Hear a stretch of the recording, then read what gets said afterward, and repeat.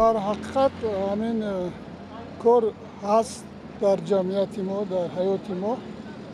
از آن جمله من یکان جای شعبهش نیست، بچه ها را بعضا میزنم برای که نمیدونم خیلی یک عادت شده است یا که دیگر راه حل مسئله را نمیدونم. البته را این خطا است، همه وقت با نغزی گرفتن در کار، با خوبی گرفتن در کار، 10 بارها فهماندن در کار این کم است.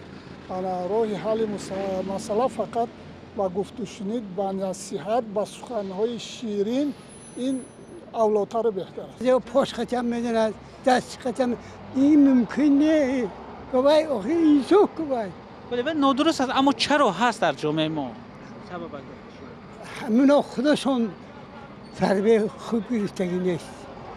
خودشون بی آداب، بی ره. یگان وقت مثلا بیاتون میبود در خردسالی فرزندانتون را جزا داده؟ من فرزندان فقط همون برای یگان کاری بدی دزدیه یا که یگان چیزی یک کم کس گرفتن من جزا دادگیم. لیکن برای مثال کارهای بیهوده من گفتگیم باشم روی اساسی انسان برای رسیدن به همه هدفش فقط تربیت خوبه راستکاری است. چی جزا داده؟ همین جزا چی میشه؟ همین یک شپلاقش میزنی؟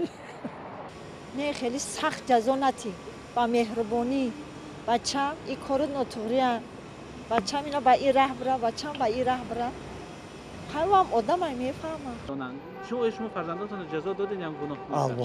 البته ما تعلیم تیم اونو باید بفهمن. ما روی تعلیمی روی پدری مادری بابگی چه خیر رفتگی همین خیلی ما تعلیم تیم. یعنی راه بابگی زدن است؟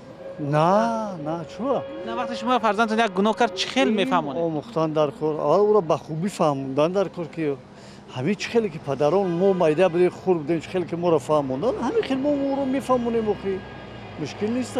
اما چرا بعضیا راه زدن راهی چون که تربیتش همین خیلی اومدگیه، تربیت هم خیلی اومدگیه با فرزندان رو لطکو میکنن بعضیا نمیدونن خبرو میکشن دیدی این خیلی گپا است.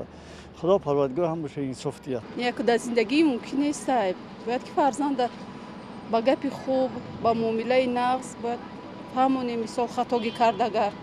نه کو چی بگم من خیلی زدگی نیستم، خیلی دو قطعی ترساندگی من این کارا نکو باید.